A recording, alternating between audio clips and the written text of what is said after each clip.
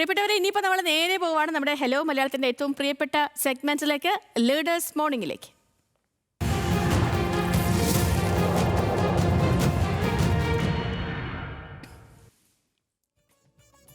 ഇന്ന് ലീഡേഴ്സ് മോർണിംഗിൽ അതിഥി എത്തിയിരിക്കുന്നത് ഡിവൈഎഫ്ഐയുടെ സംസ്ഥാന സെക്രട്ടറി VK സനോജ് ആണ്. നമുക്ക് സ്വാഗതം ചെയ്യാം അദ്ദേഹത്തെ.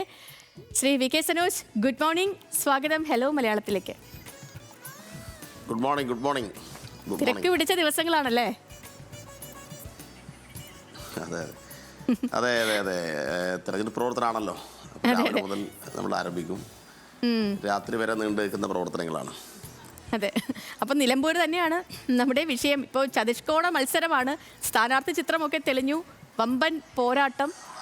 ഇടതുമുന്നണി എത്രത്തോളം ആത്മവിശ്വാസത്തിലാണ് ശ്രീ VK സനോജ്? ഇന്നിപ്പോൾ M സ്വരാജ് സ്ഥാനാർത്ഥി പട്ടികയൊക്കെ, സ്ഥാനാർത്ഥി നാമനിർദ്ദേശ പത്രികയൊക്കെ സമർപ്പിക്കാനിരിക്കുകയാണ്. അതെ, ഞങ്ങളെ സംബന്ധിച്ചിടത്തോളം നല്ല പ്രതീക്ഷയുള്ള മണ്ഡലമാണ്. പ്രത്യേകിച്ച് M സ്വരാജിൻ്റെ സ്ഥാനാർത്ഥിത്വം കൂടി വന്നതോടുകൂടി ഈ മണ്ഡലത്തിലെ കക്ഷി രാഷ്ട്രീയത്തിന് അതീതമായി എല്ലാ വിഭാഗം ആളുകളും അംഗീകരിക്കുന്നു. എങ്ങനെയെങ്കിലും ആ തെരഞ്ഞെടുപ്പ് ദിവസം ആയാൽ മതി, സ്വരാജിനെ ഞങ്ങൾ വിജയിപ്പിച്ചു കൊള്ളാം എന്ന ഉറപ്പാണ് ഈ മണ്ഡലത്തിനാകെ ഉണ്ടായിട്ടുള്ളത്. അതുകൊണ്ട് ഞങ്ങൾക്ക് നല്ല പ്രതീക്ഷ തന്നെയാണ്. കഴിഞ്ഞ തവണത്തേക്കാൾ കൂടുതൽ ഭൂരിപക്ഷത്തിൽ ഇടതുപക്ഷം തുടർച്ചയായി വിജയിക്കും എന്ന് തന്നെയാണ് ഞങ്ങളുടെ ഇവിടെയുള്ള പ്രവർത്തന അനുഭവം. ഞങ്ങളുടെ അനുഭവം മാത്രമല്ല, പ്രത്യേകിച്ച് UDFൻ്റെ ക്യാമ്പുകളിലും ഏതാണ്ട് അവർ പരാജയം സമ്മതിച്ച നിലയിൽ തന്നെയാണ്. പല വിധത്തിലുള്ള പ്രശ്നങ്ങളാണ് അവർ നേരിടുന്നത്. നേരത്തെ ഇവിടെ തെരഞ്ഞെടുപ്പ് ഉണ്ടാവും എന്ന ഒരു നില വന്നപ്പോൾ തന്നെ UDFൻ്റെ സ്വയം പ്രഖ്യാപിത സ്ഥാനാർത്ഥികൾ നേരത്തെ തന്നെ ഇവിടെ പല വിധത്തിലും ഉണ്ടായിരുന്നു. DCCയുടെ പ്രസിഡന്റ് സ്ഥാനാർത്ഥി കുപ്പായമിട്ടയാളാണ്. അതുപോലെ തന്നെ ഒരു ഭാഗത്ത് ആര്യാടൻ ഷൗക്കത്ത് ഉണ്ടായിരുന്നു, ഒരു ഭാഗത്ത് അൻവർ UDFൻ്റെ ഭാഗമായി തന്നെ മത്സരിക്കുമെന്ന നിലയിൽ ഉണ്ടായിരുന്നു. അപ്പോൾ അവരാദ്യം തന്നെ സ്ഥാനാർത്ഥിയെ പ്രഖ്യാപിച്ച്, ഇടതുപക്ഷത്തിൻ്റെ സ്ഥാനാർത്ഥി എവിടെ, ഞങ്ങളുടെ സ്ഥാനാർത്ഥി ഇതാ റെഡി, നിങ്ങൾക്ക് ആളെ കിട്ടുന്നില്ലേ എന്നൊക്കെ ചോദിച്ചാൽ ആക്ഷേപങ്ങളൊക്കെ ഉണ്ടാക്കിയിരുന്നു. പക്ഷേ ഞങ്ങൾ ആ ഘട്ടത്തിൽ തന്നെ പറഞ്ഞത്, ഞങ്ങൾ സ്ഥാനാർത്ഥി നിർണയം 30-ാം തീയതിയാണ് നടത്തുക. ഞങ്ങൾ പറഞ്ഞ ദിവസം തന്നെ സ്ഥാനാർത്ഥിയെ പ്രഖ്യാപിച്ചു. പ്രഖ്യാപിച്ചതിന് ശേഷം എന്താ ഉണ്ടായത് എന്ന് നമ്മൾ നേരിട്ട് കണ്ടുകൊണ്ടിരിക്കുകയാണല്ലോ. അതുകൊണ്ട് ഞങ്ങൾക്ക് ഒരാശങ്കയുമില്ല. പക്ഷേ UDFൻ്റെ ക്യാമ്പിൽ കടുത്ത ആശങ്കയാണ്. തീർച്ചയായും ശ്രീ VK സനോജ്, ഇന്നലെ ഇപ്പോൾ മുഖ്യമന്ത്രി പിണറായി വിജയൻ അവിടെ എത്തി കൺവെൻഷനിലൊക്കെ ഈ രാഷ്ട്രീയ വഞ്ചനയുടെ ചരിത്രമൊക്കെ എണ്ണി പറയുന്നുണ്ടായിരുന്നു അദ്ദേഹം. അപ്പോഴും അദ്ദേഹം PV അൻവറിന്റെ പേരൊന്നും എടുത്ത് വിമർശിക്കുന്നത് ഉണ്ടായില്ല, പക്ഷേ വഞ്ചനയുടെ ചരിത്രമൊക്കെ അദ്ദേഹം പറഞ്ഞിരുന്നു. ഒപ്പം തന്നെ ശ്രീ VK സനോജ്, ഈ ഇടതു സ്ഥാനാർത്ഥിയായ സംസ്ഥാന നേതാവ് കൂടിയായ M സ്വരാജ്, അദ്ദേഹം പുലർത്തുന്ന ഒരു രാഷ്ട്രീയ അച്ചടക്കമുണ്ട്. കാരണം ഈ നിലമ്പൂരിനെ സംബന്ധിച്ച് ഇത്രയേറെ കോലാഹലങ്ങൾ, അവിടെ ഈ സ്ഥാനാർത്ഥി പ്രഖ്യാപനം വന്നത് മുതലുണ്ടായ കോലാഹലങ്ങളുണ്ട്, ഉപതെരഞ്ഞെടുപ്പ് പ്രഖ്യാപനം തൊട്ടുണ്ടായ കോലാഹലങ്ങളുണ്ട്. ഇതൊക്കെ നടക്കുമ്പോഴും വളരെ അച്ചടക്കത്തോടു കൂടിയുള്ള അദ്ദേഹത്തിന്റെ പ്രതികരണമുണ്ട്. തന്റെ പ്രചരണവുമായി മുന്നോട്ട് പോകുന്നു, ആർക്കും ഇവിടെ മത്സരിക്കാനുള്ള സ്വാതന്ത്ര്യമുണ്ടല്ലോ എന്നുള്ള പ്രതികരണത്തിൽ ഒതുക്കി നിൽക്കുകയാണ് അദ്ദേഹം. ഇതൊക്കെ ഈ നിലമ്പൂരുകാർ എത്രത്തോളമാണ് സ്വീകരിക്കുന്നത്? മാത്രമല്ല, ഇത്രയും വർഷങ്ങൾക്കു ശേഷം ഇടതു സ്ഥാനത്തിൽ അരിവാൾ ചുറ്റിക നക്ഷത്രത്തിൽ ഒരു സ്ഥാനാർത്ഥി നിലമ്പൂരിലേക്ക് എത്തുന്നു. അതിനെ എത്രത്തോളം നിലമ്പൂറുകാർ ഹൃദയത്തിലേറ്റിട്ടുണ്ട് ശ്രീ VK സനോജ്? അതിലൊന്നാമത്തെ കാര്യം, തെരഞ്ഞെടുപ്പിനെ എപ്പോഴും ഇടതുപക്ഷം രാഷ്ട്രീയമായിട്ടാണ് കാണുന്നത്. പക്ഷേ വലതുപക്ഷം അങ്ങനെയല്ല. തെരഞ്ഞെടുപ്പിൽ വിജയിക്കാൻ വേണ്ടി എന്തെല്ലാം കുതന്ത്രങ്ങളാണ് അവർ ആവിഷ്കരിക്കുന്നത് നമ്മൾ നോക്കണം. ഇന്നലെ തന്നെ ഇപ്പോൾ അൻവർ നടത്തിയിട്ടുള്ള ഒരു വാർത്താ സമ്മേളനത്തിൻ്റെ ഭാഗങ്ങൾ നിങ്ങൾ കണ്ടിട്ടുണ്ടാവും. നിങ്ങളുടെ റിപ്പോർട്ടർമാർ അത് റിപ്പോർട്ട് ചെയ്തിട്ടുണ്ടാവും. എല്ലാം മതപരമായ കള്ളിയിൽപ്പെടുത്തി ആളുകളെ വേർതിരിക്കുന്ന അങ്ങേയറ്റം വർഗീയമായിട്ടുള്ള പ്രചരണമാണ് അൻവറിൻ്റെ ഭാഗത്ത് നിന്ന് ആരംഭിച്ചത്.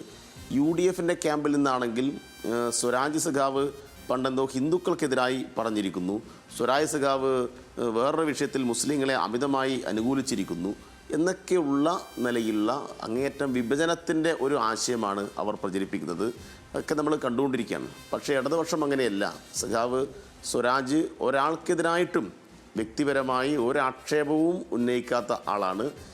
സ്വരാജ് തന്നെ പറഞ്ഞു, സ്ഥാനാർത്ഥിയുമായിട്ട് എതിർ സ്ഥാനാർത്ഥികളുമായിട്ട് എനിക്ക് നല്ല വ്യക്തിബന്ധമാണ്, വ്യക്തിപരമായിട്ടുള്ള പോരാട്ടമല്ല ഇത് രാഷ്ട്രീയമായിട്ടുള്ള പോരാട്ടമാണ്. അപ്പോൾ ആ നിലയിൽ തന്നെ സ്വരാജും പറഞ്ഞിട്ടുണ്ട്. ഇടതുപക്ഷം എല്ലാ കാലത്തും ആ നിലപാട് തന്നെയാണ് ഉയർത്തിപ്പിടിച്ചത്.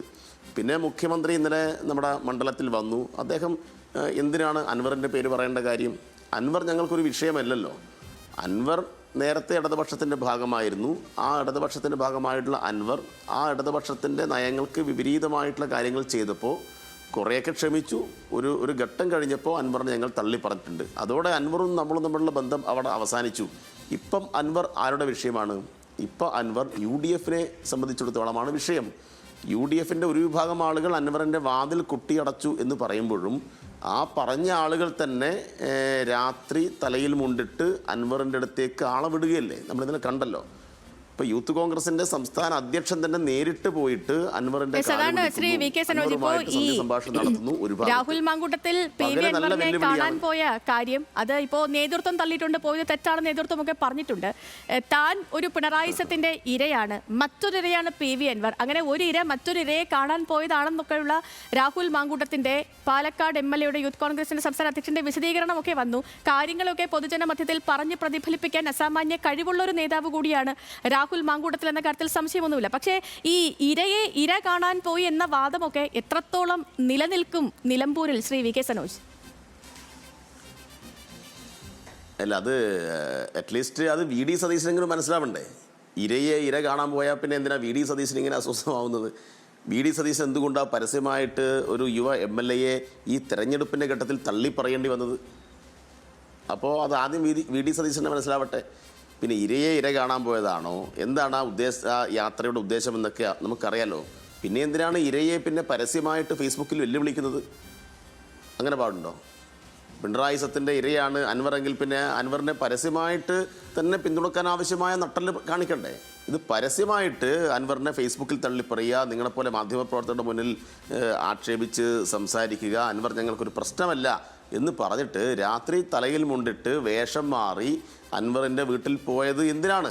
അത് പൊതുജനങ്ങളോട് പറഞ്ഞു കൊടുക്കാനുള്ള വാക്വൈഭവം വേണ്ടേ? നിങ്ങളല്ലേ പറഞ്ഞ വലിയ ഈ നിലയിൽ അവതരിപ്പിക്കുന്ന ആളാണെന്ന്. അത് ഒരു സിമ്പിളായിട്ടെങ്കിൽ പറഞ്ഞു കൊടുക്കുക. അറ്റ്ലീസ്റ്റ് VD സതീശനെങ്കിൽ മനസ്സിലാവുന്ന ഭാഷയിൽ അത് പറഞ്ഞു കൊടുക്കുക. അത് പറഞ്ഞു കൊടുക്കാൻ കഴിയുന്നില്ലല്ലോ. അപ്പോൾ ഇതൊക്കെ UDF അധപ്പതനത്തിൻ്റെ തെളിവാണ്. UDF എത്രമാത്രം ഗതികെട്ട അവസ്ഥയിലാണ് എന്നതിൻ്റെ ഏറ്റവും പ്രധാനപ്പെട്ട തെളിവല്ലേ. കാരണം സ്വരാജ് ഇവിടെ സ്ഥാനാർത്ഥിയായി വന്നതോടുകൂടി ഈ UDF ക്യാമ്പ് ആകെ ഞെട്ടിത്തെരിച്ചിരിക്കുന്നു. അവർക്ക് ഇപ്പോഴും അൻവറിൽ പ്രതീക്ഷയാണ്.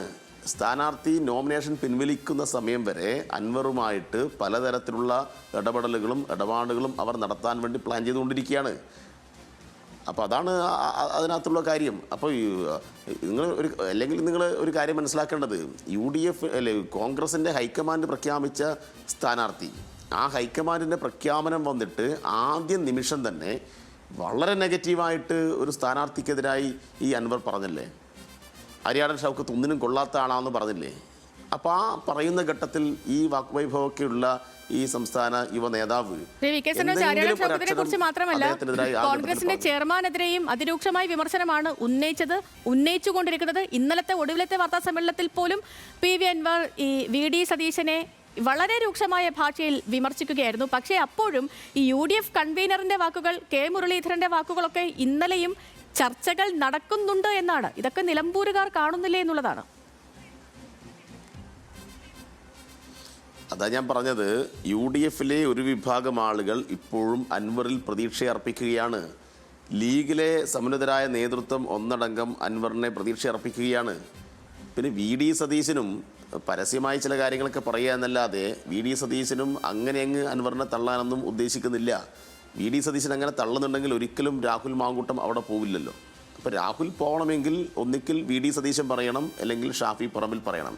ഷാഫി പറമ്പിലും VD സതീശനും അറിയാതെ രാഹുൽ മാങ്കൂട്ടം അവിടെ പോയി എന്ന് പറഞ്ഞാൽ അതൊക്കെ വിശ്വസിക്കുന്ന ആളുകൾ ഈ കേരളത്തിലുണ്ടാവില്ല. രാഷ്ട്രീയം നിരീക്ഷിക്കുന്ന ഒരാളും അതൊന്നും വിശ്വസിക്കാൻ വേണ്ടി പോകുന്നില്ല. പിന്നെ എന്തിനാണ് തള്ളി പറഞ്ഞതെന്ന് ചോദിച്ചാൽ, VD സതീശൻ രഹസ്യമായി വേഷം മാറി പോകാൻ പറഞ്ഞിട്ട് പിന്നെ അതെങ്ങനെ ചോർന്ന് ആളുകൾ അറിഞ്ഞു എന്നതിൻ്റെ ഈർഷ്യത്തിൽ മാത്രമാണ് തള്ളി പറഞ്ഞിട്ടുണ്ടാവുക. ആ ജാള്യത മറക്കാൻ വേണ്ടി മാത്രമാണ് തള്ളി പറഞ്ഞത്. അതുകൊണ്ട് ഇവിടെ രാഷ്ട്രീയ പോരാട്ടം കനക്കുകയാണ്, കടുത്ത പോരാട്ടമാണ്. ഞങ്ങൾ വികസനം, അതുമായി ബന്ധപ്പെട്ട രാഷ്ട്രീയ പ്രശ്നങ്ങൾ എല്ലാം മുന്നോട്ട് വെക്കുമ്പോൾ UDF ക്യാമ്പിൽ നിന്ന് ഞങ്ങൾ മുന്നോട്ട് വെക്കുന്ന രാഷ്ട്രീയത്തെ നേരിടാൻ കെൽപ്പില്ലാതെ മറ്റ് പല വഴികൾ ആലോചിക്കുന്നു എന്നാണ് നമുക്ക് അറിയാൻ വേണ്ടി കഴിയുന്നത്, എന്നാണ് ഈ മണ്ഡലത്തിൽ നമുക്ക് കാണാൻ വേണ്ടി കഴിയുന്നത്. അതിന്റെ ഭാഗമായിട്ടാണ് നേരത്തെ എന്താ പ്രചരിപ്പിച്ചത് കവളപ്പാറയിൽ. ഒരു മിനിറ്റ്, നേരത്തെ സ്വരാജിനെതിരെ ആദ്യത്തെ പ്രചരണം എന്ന് പറഞ്ഞാൽ സ്വരാജിനെതിരായിട്ട് ആദ്യത്തെ പ്രചരണം എന്ന് പറഞ്ഞാൽ കവളപ്പാറയിൽ നേരത്തെ ഉരുൾപൊട്ടലുണ്ടായപ്പോൾ സ്വരാജ് അങ്ങോട്ട് തിരിഞ്ഞു നോക്കിയിട്ടില്ല. കഴിഞ്ഞ പ്രളയത്തിൻ്റെ ഘട്ടത്തിൽ അങ്ങോട്ട് തിരിഞ്ഞു നോക്കിയിട്ടില്ല. ഇത് സോഷ്യൽ മീഡിയ കാലമായതുകൊണ്ട് അതെല്ലാം ആ നിമിഷം തന്നെ പൊളിഞ്ഞു. അപ്പോൾ UDFൻ്റെ ഒരു പ്രചരണത്തിൻ്റെ ഒരു പോക്ക് നോക്ക്. അപ്പോൾ സ്വരാജ് ഇവിടെ ഇല്ല എന്ന് സ്ഥാപിക്കാൻ വേണ്ടി നോക്കി അതെല്ലാം പൊളിഞ്ഞുപോയി. കാരണം സ്വരാജും PV അൻവറും ഒരു കൊടയിൽ ഈ സ്ഥലത്തെല്ലാം സന്ദർശിക്കുന്നതും മറ്റെല്ലാ സന്നദ്ധ സേവന പ്രവർത്തനങ്ങളെയും മുന്നിൽ നിന്ന് നയിക്കുന്നതിൻ്റെയും നിരവധി വീഡിയോ ദൃശ്യങ്ങൾ ഇവിടെ പുറത്തു വന്നിട്ടുണ്ട്. അപ്പോൾ UDF ആദ്യഘട്ടത്തിൽ നടത്തിയിട്ടുള്ള വ്യക്തിപരമായ അധിക്ഷേപം പൊളിഞ്ഞു പോയിരിക്കുകയാണ്. യെസ്, ഇനിയിപ്പോൾ ഉള്ളത് PV അൻവർ വിഷയമാണ്. ഇപ്പോൾ ശ്രീ VK സനോജ്, ദീദി വരുമോ അതോ MP മാരുടെ പട വരുമോ എന്നുള്ള കാര്യമൊന്നും നമുക്കറിയില്ല. പക്ഷേ PV അൻവർ പറഞ്ഞിരിക്കുന്ന ഒരു കാര്യം, തനിക്ക് 25,000 വോട്ട് എന്താണെങ്കിലും കിട്ടും, മറ്റ് വോട്ടുകളും താൻ പ്രതീക്ഷിക്കുന്നുണ്ട് എന്ന് PV അൻവർ പറയുന്നു. അങ്ങനെയെങ്കിൽ ഈ PV അൻവർ ആർക്കായിരിക്കും ഭീഷണിയാവുക? അല്ല, PV അൻവർ ഞങ്ങൾക്കൊരു ഭീഷണിയേ അല്ല. PV അൻവർ ഞങ്ങൾക്കൊരു വിഷയമേ അല്ല. നിങ്ങൾ നേരത്തെ ചോദിച്ചല്ലോ എന്തുകൊണ്ട് മുഖ്യമന്ത്രി PV അൻവറിൻ്റെ പേര് പറഞ്ഞില്ലേ. PV അൻവറിൻ്റെ പേര് പറയേണ്ട കാര്യമില്ല. ഞങ്ങളിതിനെല്ലാം രാഷ്ട്രീയമായിട്ടാണ് കാണുന്നത്, വ്യക്തിപരമായിട്ട് എടുക്കുന്നതേ ഇല്ല. അതുകൊണ്ട് PV അൻവർ വിഷയമായി വരുന്നത് UDFനാണ്. അതുകൊണ്ടാണ് അവർ പകല് തള്ളിപ്പറയുന്നു, രാത്രി പോയി കാല് പിടിക്കുന്നു, ഇതൊക്കെ ചെയ്യുന്നത് അതുകൊണ്ടാണ്. ഞങ്ങളെ സംബന്ധിച്ചിടത്തോളം PV അൻവർ ഞങ്ങൾക്കൊരു പ്രശ്നമുള്ള കാര്യമല്ല. വളരെയധികം നന്ദി ശ്രീ VK സനോജ്, നമുക്കിപ്പം ചേർന്നതിനും പ്രതികരണം നടത്തിയതിനും. എനിക്കറിയാം അങ്ങക്ക് വളരെ തിരക്കുള്ള ദിവസമാണ് ഇന്ന്, തിരഞ്ഞെടുപ്പ് പ്രചരണവും കാര്യങ്ങളും ഡ്യൂട്ടിയും ഒക്കെ ഉണ്ട്. അപ്പോൾ ഒത്തിരി സന്തോഷം, അങ്ങക്ക് ഒരു നല്ല ദിവസം കൂടി ആശംസിക്കുകയാണ്. യെസ്, ഓക്കെ, അപ്പോൾ ഓക്കെ, താങ്ക് യു.